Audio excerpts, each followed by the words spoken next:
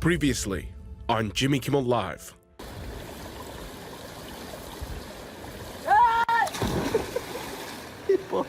Oxi, cadê o cabelo do Kimmel? From Hollywood, it's Jimmy Kimmel Live. Tonight, Ewan McGregor, Laura McGregor, Gina Rodriguez, and music from Ziggy Marley with Cleto and the Cleto. And now, Jimmy Kimmel.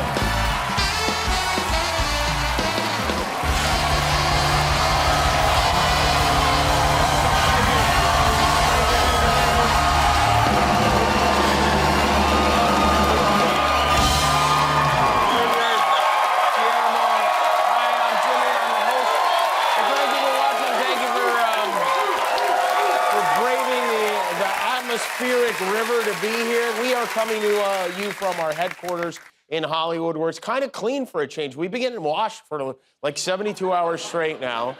It's raining cats and purse dogs here. It's been crazy. I've lived here for 30 years. I don't think I've ever seen anything like this. Instead of driving home tonight, I'm just gonna wait for my house to float by and pick me up. There was flooding on the Las Vegas Strip, but the Super Bowl is in Vegas in like 5 days from now. 1 in 4, this was interesting, Americans, 1 in 4, 68 million people are expected to bet on the game this year. And when I say bet on the game, I, of course, mean bet on Taylor Swift. These are real things you can bet on. You can bet on what color top Taylor Swift will be wearing at the game. You can bet $500 to win $100 on red. That's the heavy favorite. You can bet $100 to win $400 if she wears white, $100 to win $550 on black, and both blue and green are both 20 to 1. So if she bet $100 million on herself to wear a green shirt and wore a green shirt, she could own both teams at the end of the game.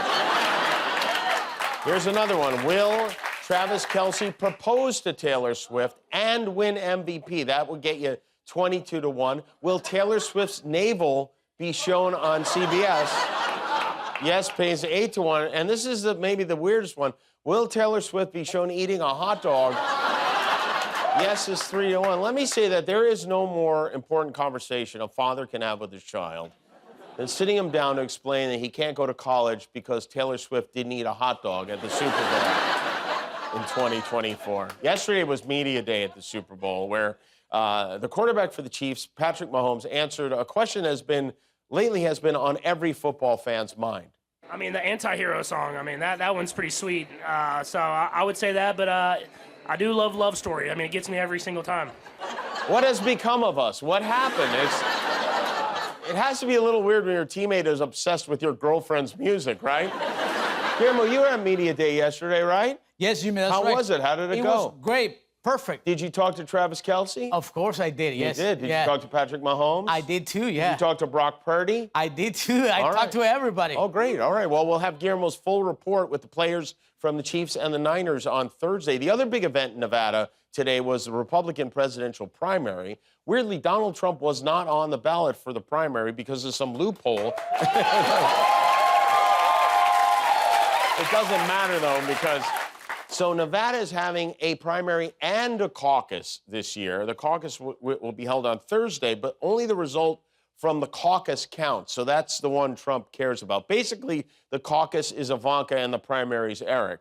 And the Burger King needs all the wins he can get right now. A D.C. federal appeals court today issued their much-anticipated decision on whether or not Trump has the presidential immunity he claimed he had that would protect him from being prosecuted from all his many crimes. The appeals court ruled unanimously Trump does not have immunity.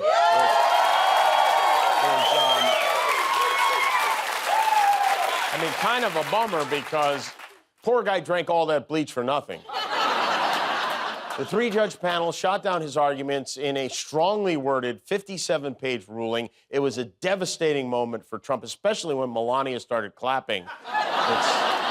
Trump said the ruling was so bad and so dangerous for our nation. Of course, he will now appeal to the Supreme Court, which is the legal equivalent of, well, then I want to speak to your manager. And it's unclear if the Supreme Court will even hear the case, which would mean the ruling would stand. And according to a new poll from CNN, a majority of Americans want to see a verdict in the January 6th case before they vote in the election, because it's vitally important that we find out whether the former president did what we all saw him do on television or not. With all the legal jeopardy that is now hanging over his candy corn-colored head, Trump is trying his best to focus on the campaign. He now says he wants to debate Joe Biden immediately, which makes sense. If they wait too long, they'll have to be separated by a glass partition. Another thing Trump wants to happen immediately is for Republicans in the Senate to kill the bill they negotiated to secure the border. Trump has been pressuring, even calling GOP senators, trying to get them to not make the deal they already made. Basically, he wants chaos at the border so that come election time, he can claim to be the only one who can stop it. And they're going along with this, which is crazy. I mean, most of the Republicans like this, but Trump didn't, so now they're trying to kill it. It's like Mike Pence all over again. He wants illegal immigration. Maybe this is why he never built the wall. Maybe he's secretly Mexican and we don't know it. Fortunately, we will all soon be living in our own self-contained worlds with no human interaction whatsoever. Have you seen the new Apple Vision Pro goggles? Have you seen these? This is, if you don't know, a $3,500 augmented reality headset that makes you look like a virgin from the year 3000. It's basically a computer helmet you wear on your head, and people have been. This guy wore one as he was crossing the street, and there's never an open manhole when you need one, you know? This gentleman was at an NBA game, Celtics game. Imagine paying thousands of dollars for courtside seats and then watching the game with 2 iPhones strapped to your head. That's not even the worst of it. Some people have been driving with the headsets on to the point where the Secretary of Transportation, Pete Buttigieg, had to issue a warning. He wrote, "All advanced driver assistance systems available today require the human driver to be in control and fully engaged in the driving task at all times," which kind of makes you wonder if Pete Buttigieg has ever seen anyone drive a car. But sometimes we need a friendly reminder from the government to not play a video game in our ski goggles on the turnpike. Isn't it? I think it's interesting that the better technology gets, the dumber we get. Every time there's an amazing new product, we have to remind people not to, eat it. But lots of what they call early adopters are already using the headset. In fact, it looks like a guy in our audience is wearing one of these headsets right now. Wow. Hello? Wow. This thing is the future. It's like you're right here in the room with me right now. Yeah. Well, I am in the room with you right now. Hold on 1 second. 1 second. Now, what are you doing there? Hold on just 1 second. Uh-huh. And send. Sorry, I had to RSVP maybe for my cousin. He's having a board game night. So. Okay, and you felt you had to do that during the show? Jeez, would you not interrupt me, please? Wait, I'm interrupting you? No, not you. It's my bank. They keep asking if I meant to spend $13,000 on NFTs, and it's like, duh, they're coming back. Now, can I ask, is this an efficient way to do things? Yes, of course it is. It's all part of what I call double lifing. Now, what is that? Think about it. You spend your entire life only doing one thing at a time, which is, no offense, gross. But I am constantly doing 2 things at the same time, which means I'm essentially living 2 lives. Okay, but are you enjoying either of them? My productivity is off the charts. Yeah, but what are you really accomplishing? I mean... The better question is, what can't I accomplish? You see, this headset... Oh, sorry. Are you all right? Sorry. I actually see better with these. It's fine. Okay. Here, let me explain, okay? All right. This headset makes multitasking a breeze. I can bet my savings on DraftKings while I'm in a child custody hearing. I can crush leg day while checking my ex-wife's Instagram to see if she's still hooking up with David. I can even ask a coworker for pictures of her feet while I'm in a meeting with HR. You watch a lot of porn on that thing, don't you? I stay watching porn on this thing, Jimmy. It's like the performers are here in the room with me right now. Yeah, okay, no, Sorry. That's good. I think it was good, right? Sorry. I have to constantly remind myself Fake is fake and real is real. The girls are there to see, not feel. Okay, yeah. I hope you're enjoying your double life. I really do. Wait a second. Yes, direct hit. Okay. What are you playing, a video game? No, I'm piloting a drone over Yemen. A real drone? Yeah, the CIA hired a bunch of us tech guys as freelancers, and a paycheck's a paycheck. At least until my ex-wife gets her hands on it. You know what I mean? I get it. So wait, you're bombing foreign adversaries while here in this room? No, I'm bombing foreign adversaries while I watch thick-ankled step-milfs. Okay. You can just go ahead and leave that way. It's, yeah. Wow, a Pokemon! That's not a Pokemon. That's a...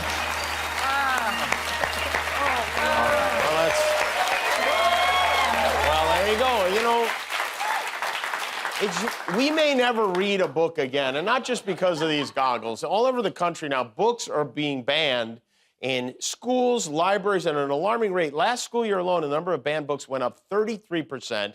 It's dangerous. Promoting literacy is more important than ever, and we wanted to do our part. So we invited one of the great champions of reading to weigh in on this book banning nonsense.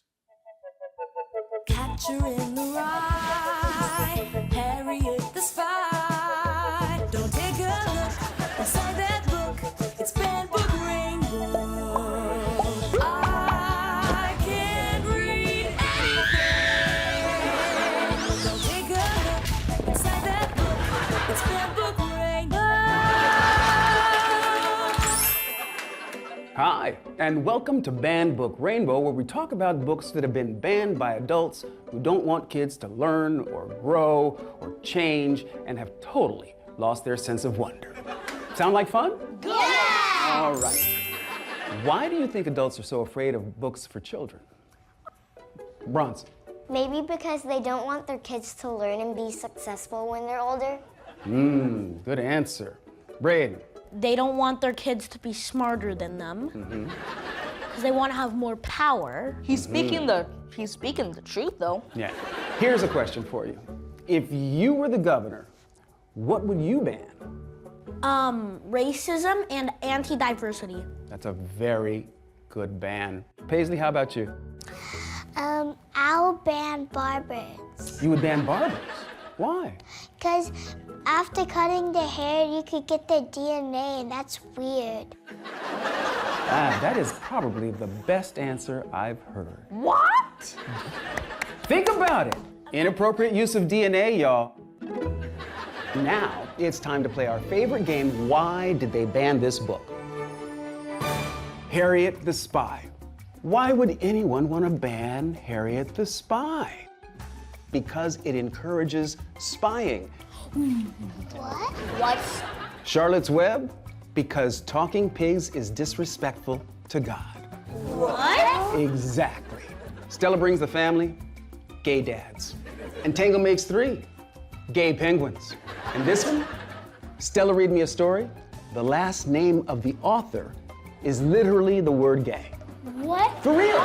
Seriously. Just because of the last name? Just because Are of... you dead serious? Mary Louise isn't even gay. She's married to a guy named David. So there's no reason to ban it.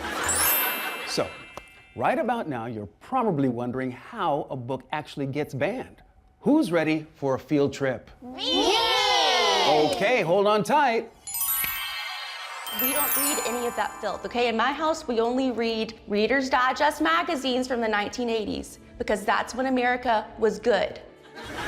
This is a school board meeting where the banned book sausage gets made. You see, when two people love each other, they make a baby. They put that baby in school, and then they come to meetings like this to yell about how books brainwash their kids into joining the woke hive mind. Let's listen in. Do you people know what the Chronicles of Narnia is even about? It's about a group of kids who go into a closet and then come out of the closet as gay. Can we leave? So, what have we learned? That pigs are spies and penguins are gay? Exactly. Hey, before we go, I'd love to read an excerpt from the one book that will never be banned in America. It's called Menu by The Cheesecake Factory. chicken strips, warm crab dip. Hey, this guy's reading about a chicken that strips. I said chicken strips. Not in front of my kid, baby eater. Come here. We're leaving. You're not my mom. Not today. It's Bad Book Rainbow. Brought to you by the Cheesecake Factory. Our menu now available as an audiobook. Oh, thanks to LeVar Burton and the folks at the Cheesecake Factory.